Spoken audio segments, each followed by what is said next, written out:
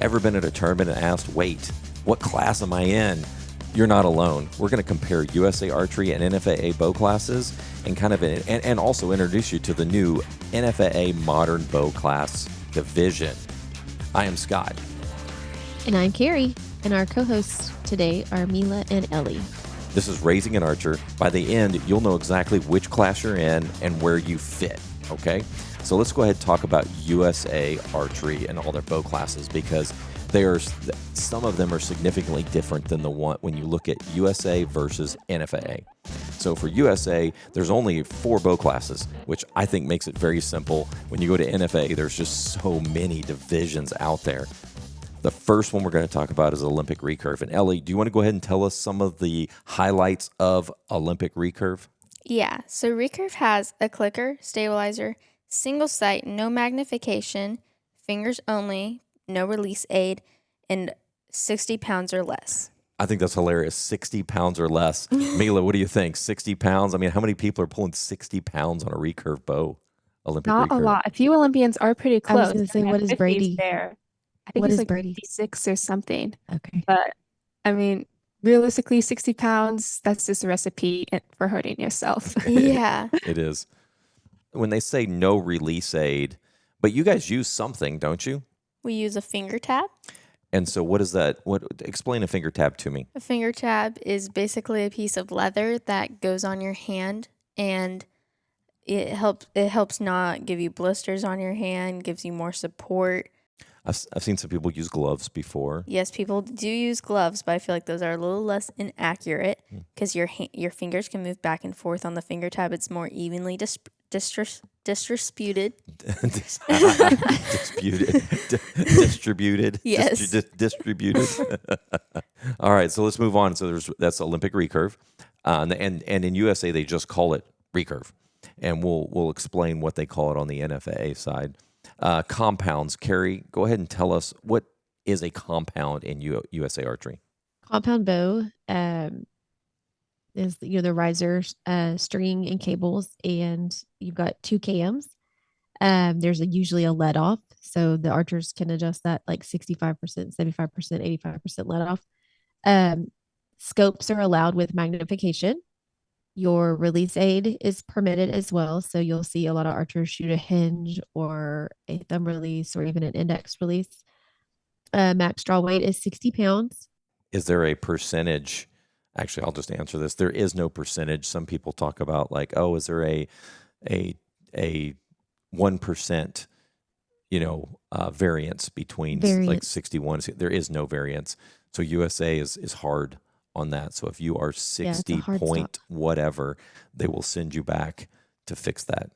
Right. And then in compound, world archery scoring is in place. So we use Innerton scoring, which is like what we call baby X. Yeah, that little tiny X. For compound. Yep. Back bars and front bars are allowed. And I don't think there's any kind of regulation on what the length of those There's not. I don't think so. So if somebody shows up to a USA Archery tournament with a Genesis bow, it has no sights, it has nothing on it, what would USA consider that? They have to shoot that in the compound class. They do, because it has wheels on it. Cams. The cams. So that's going to be required to be in that division. I bring that up because NFA is a little different, and we'll discuss that again. We'll discuss that later. Barebow. Go ahead, Mila. I know you shot Barebow for 3 years, so you know some of these rules. Mm-hmm. So barebow is basically what it sounds like. It's bare. However, you can have stuff like a plunger and a rest. You just can't have any sights, stabilizers. Your bow basically has to fit inside a 5-inch ring that someone will slip around your bow, and has this little hole for the string, so don't worry about that. And it slips around, and it must fit inside. So you can have weight on your bow, but it just must fit inside that 5-inch ring. And that's basically it. Like Recurve though, you do get that outer 10 ring, so that is nice. And you can have a finger tab or gloves. That's also allowed. Can you use just a finger on barebow, or just your fingers on barebow in tournament? Yeah, you don't have to have a finger tab. Same Oh, with okay. recurve. You don't have to have a finger tab. You can't just shoot with your bare fingers or have the string rollers. However, it's not the most accurate. So a lot of people in both categories usually opt for a finger tab. So about 3 years ago, USA introduced fixed pins, and it's a new division. It's kind of like Bowhunter on the NFAA side. So it's a fixed pin sight. So once the tournament starts, you can't move your sight. You're allowed to move it in practice, your first 2 practice ends, but once the competition starts, you can't move those pins anymore. There's no lenses, there's no magnification, meaning you can't put a clarifier or anything in your peep, and you can't add any magnification to your scope. Stabilizer has to be 12 inches from the riser to the end of the stabilizer. So that includes if you put a quick disconnect on there, if you have weights on the end, it all has to stay under 12 inches. You're allowed to use a release aid like a thumb button or a hinge or a resistance or a wrist release. You can use those.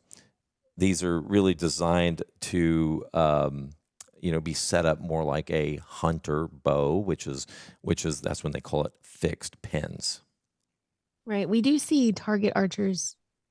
We do see bow hunters shooting a target style bow, but the longer axle to axle, but fall into the bow hunter class because of the fixed sight and then the shorter stabilizers, no magnification. That's a good point, because when you used to think about fixed pins or bow hunter, it would be more of a bow hunter bow. Right. Like what you would take to the deer stand. And for competitions, it's not the same. You'll see archers shooting a 38 or a 40-inch ATA bow, which is a big bow, which is a target bow, but they put all the equipment on there that puts it into that fixed pin class. Right. And I'm glad they added that fixed pins, because in college, fixed pins has been there ever since I can remember. Oh, really? I didn't know that. So That's it's new. been that class has been in the collegiate division for a long time. Okay. So when they added the fixed pins, it was actually very good, because now you have kids coming in from JOAD, the youth division, that are coming up into collegiate, and they already know. Already equipped. Yep, Yeah. already ready. So do we want to go ahead and go fixed pins? And they're prepared for that. I don't think they were prepared in the past. They would come in as open, thinking they're going to be open, and then from a team perspective, they might have to make some changes, and that's just a class that never was there. So moving on to NFAA. NFAA has a bunch of divisions, and I haven't even counted them. Amelia, did you count all the divisions? 7 is what? No, there is a lot, and a lot of them are just slightly different, and it's really kind of like, is this really necessary? But apparently it is. Apparently there is. Yeah, there are so many divisions. I'm looking at 1, 2, 3, 4, 5, 6, 7, 8 bow classes, and that includes crossbows. We may talk about crossbows a little bit. I forgot about crossbows. Yeah, that division is out there, but there are specific rules on the crossbow. So the only time I've ever seen crossbow competing was at Vegas, and you'll see them show up with these little tiny crossbows. They're just a little different than the one that I think of. I've never noticed. You will now, since I mentioned it. Yeah, I know. You'll That's see somebody cool. walking around with it. That's cool. It's a very small division. Some of these classes are kind of the same as USA, and we'll kind of, when we talk about one that's USA, we'll must make sure you guys understand that these are the same bow class. So we're going to start off with Freestyle, which is compound freestyle. They call it FS. Carrie, do you want to go ahead and explain that one, since you've already explained the USA one? These are, I think they're identical. I think they are identical. So freestyle for NFAA is the same as compound for USA Archery. You are allowed the scope with magnification. You can have a peep. Your release can be any of the number of releases that are out there. Your stabilizers. There is no max length on them, and I think the only difference between these two here is that NFAA does allow your sight light, and USA Archery does not allow your sight light on. That's a very good point. and that does get some of our kids It does. when I've had students that have shot both the freestyle, the NFAA and the USA, and they really get used to that sight light. That sight light is very important for indoor when you're trying to shoot indoor with a fiber optics pin. USA, you really have to move away from the fiber optics for indoor because you have to go with a dot because of the lighting in every building that you Right. go into. The fluorescent lights really play a It is. It's where the light is. If the lights are on the bail or if they're on the archer, it even our facility, the lighting is great. It's terrible for fiber optics. It doesn't right. the pin doesn't show up. There's Freestyle Limited, which when I first was looking at all this, so confusing. Freestyle Limited, in my opinion, is one of those it's a dying division. It's a division that is fixed pins. You can shoot any type of sight, but you have to use your fingers to shoot with a glove or a tab or fingers for a compound bow. So no release aid. No release aid. Yes. Okay. Bowhunter Freestyle. We're going to talk. There's two. This class has been there forever. There's a new one, this modern Bowhunter. We'll explain that one in a second, and I'm going to explain it right after this one. This one is so for Bowhunter Freestyle. You can put whatever sight you want on there. You can do a single pin for indoor. Once the tournament starts, you can't move your sight anymore. It's done. If you're shooting outdoor, you have to have mixed pins. You have to have multiple pins, and you have to set everything before the competition starts because there's going to be multiple distances, like for field, or you're shooting a 900 round. There's going to be different distances, so you can't have one single fiber. You'll be in trouble. You'll have to be really kind of figuring out where you want to aim with it. So you have multiple pins, and you can't move any of those once the tournament starts. And that's where you'll hear people talk about gap shooting and things like that. Because if you have a pin at 20 and a pin at 30, if it's at 28, then you need to know what the gap is, and that's what makes a really good bow hunter versus one that's okay at shooting bow hunter. The rules are a lot like the fixed pins. 12-inch stabilizer from the riser to the end of the bow, no clarifiers, no verifiers, no magnification.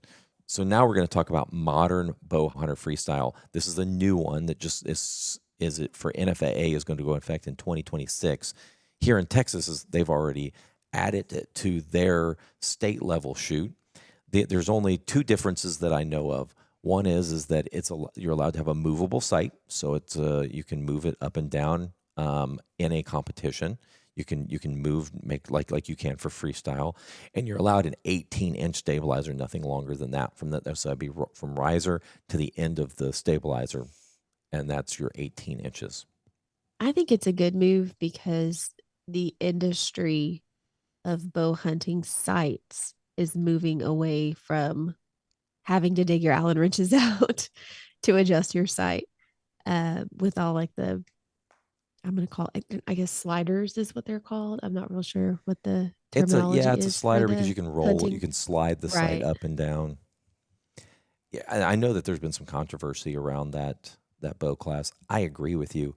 It's hard though too. How do you monitor that What do you mean? on the line? Like how do you monitor it on the line if you're in a fixed pin class that you don't move your sight, but the archer has a movable sight? Somebody has to catch them. Right. And I know that it's one of those divisions. I think that modern bow hunter that actually will eventually take over the bow hunter freestyle. Probably so. I'm sure people will disagree with me, but I think that's the direction that everybody is moving. So if you want to take a normal bow hunter, because all of these guys we sell, I would say the majority of the sites that we sell are going to be ones that you can move if you need to move them. Right. Easily, Unless it's quickly. a little kid bow or something. But And most are not getting big stabilizers, but I'm starting to see bigger stabilizers. I haven't seen the 18, but I think that's coming. I would be surprised. So what would you say is the biggest difference between the two bow hunter classes?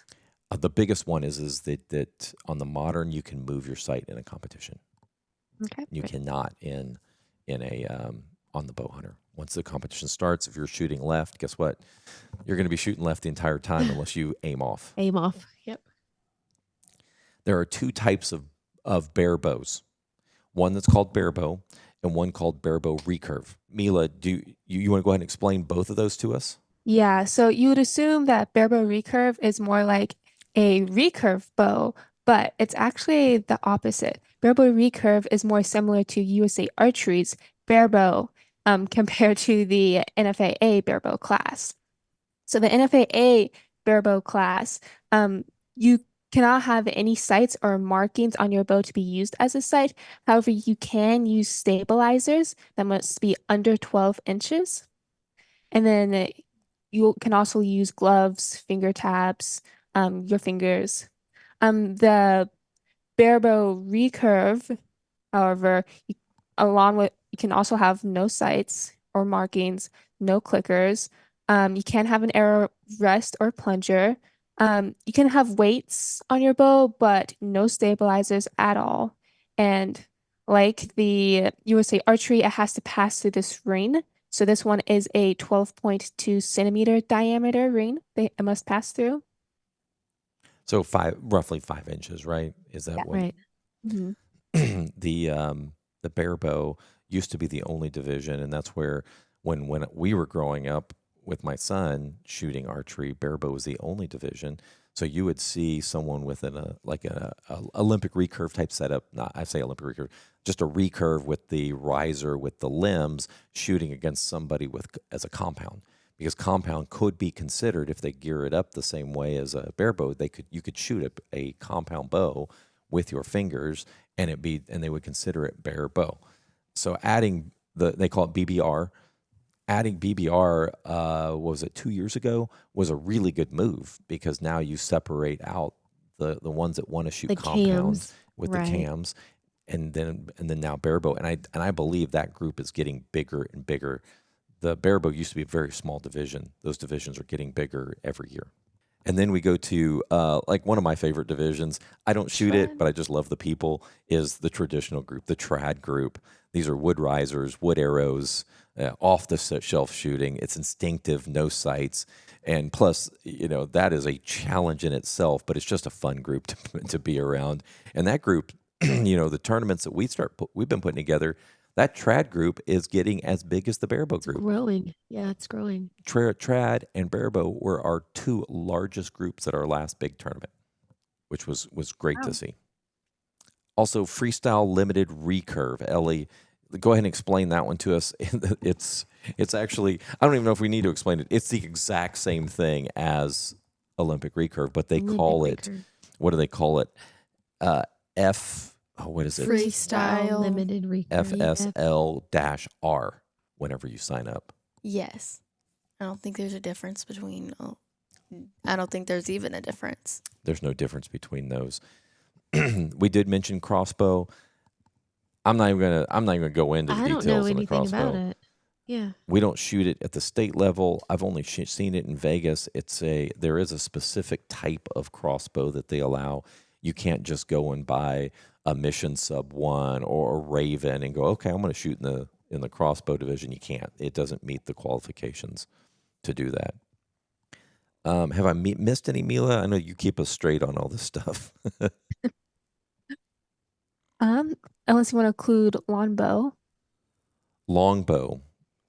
Mhm. Yes. Do you have? I think Do that's they the have only their own other. division or do they shoot do. in the trad? Do you have the information on I it? think longbow is what you generally think as a trad in USA archery. So it has to be wood or laminated, no markings or sights at all.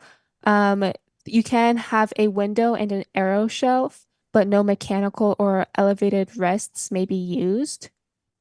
Yeah, that's basically what it is. You can't have any stabilizers or anything like that. So this really was not that exciting of a podcast, but we are going to do our normal hit or miss and see if we can make this a little more exciting. This will be fun. So let's go ahead. We're going to jump in. Carrie, why don't you kick us off with our first hit or miss? And I guess the rules are this one's going to be a little different. We're going to go ahead and throw out like, for example, the very first one. Carrie, what's the first question we have? Magnified scopes. And so instead of for hit or miss, we're going to say hit for compound freestyle, miss for everybody else to kind of give you a little of the information. So basically, a yes, that's allowed in compound freestyle, and No for no, it's everybody not else. allowed for everybody else. All right, Ellie, All right. what's the next one? All right. about- Clickers? It's a hit for recurve, miss for everybody else. And if anybody wants to know what a clicker is, when I first got into archery, I had no idea what that was. It's basically a little metal piece that hangs off your riser, and there's it. If I pull it back, it clicks. So you put your arrow behind it, and as you draw back, right when you get to the end of your arrow, it clicks, and that means it's time to release. So it's allowed for recurve. So, who can have release aids? That is a hit for compound and modern Bowhunter freestyle and Bowhunter freestyle, and a miss for Barebow and Recurve. Stabilizers longer than 12 inches. Hit for freestyle and modern Bowhunter who can have 18 inches and recurve. Miss for Bowhunter and fixed pin divisions. Clarifiers or verifiers in your peep sight. That's a miss for modern Bowhunter and fixed pin divisions. It is, however, a hit for compound freestyle. And if anybody's wanting to know what a clarifier and verifier is, a clarifier on like on a freestyle setup, they'll put that in their peep, and a clarifier does what the name of it is. It clarifies your target, makes it clearer so you can see it. Verifier, what it does is it makes your pin, your fiber optics clearer, but everything else blurry. So you have a give or take when it comes to a clarifier or verifier. If you're going to clear up your sight, it makes your pin blurry. If you have a verifier, it makes your sight, your what you're aiming at blurrier. Which do you prefer? So you have to decide what is best for what you're trying to do. Most people we try to keep from using any of those until you absolutely have to. When you have old eyes like Carrie and I, then you usually have to have a clarifier or verifier. Usually a verifier. I just called you old, Carrie. Did you hear that? I know, but see, like Connor uses one and it clears up his target. His dot is blurry all the time, but as long as he can see the target, he's happy.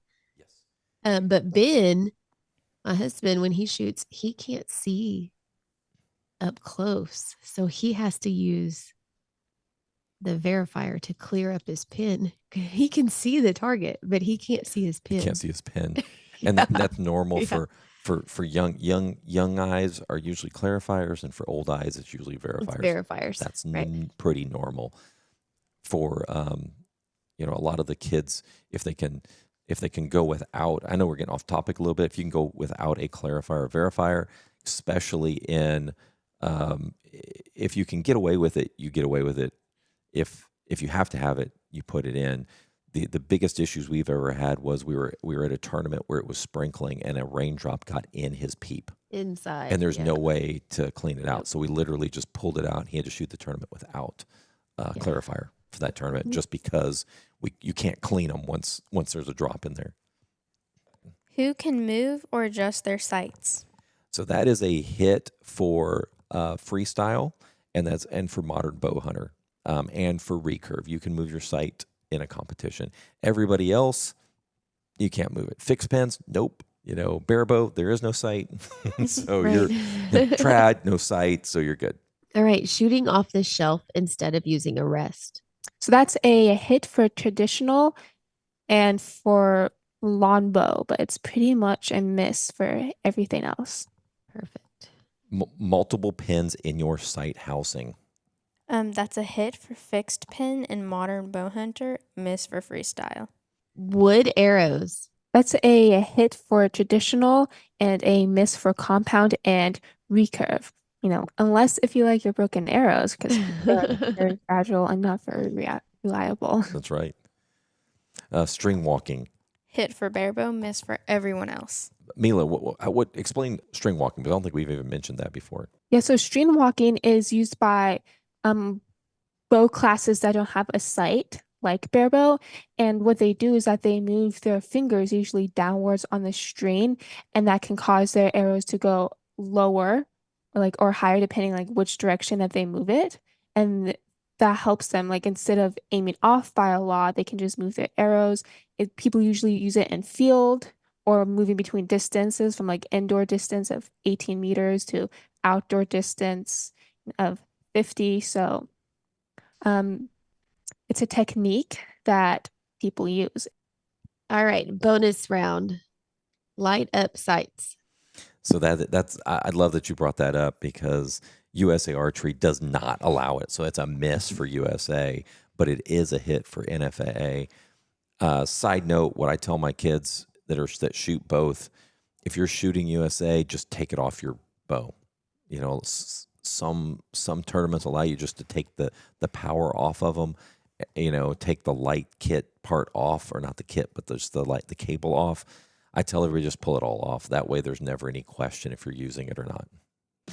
Okay, well, man, guys, I feel like we need flashcards for these because there's so many little things that you can have or things that you can't have, and slight tiny little differences.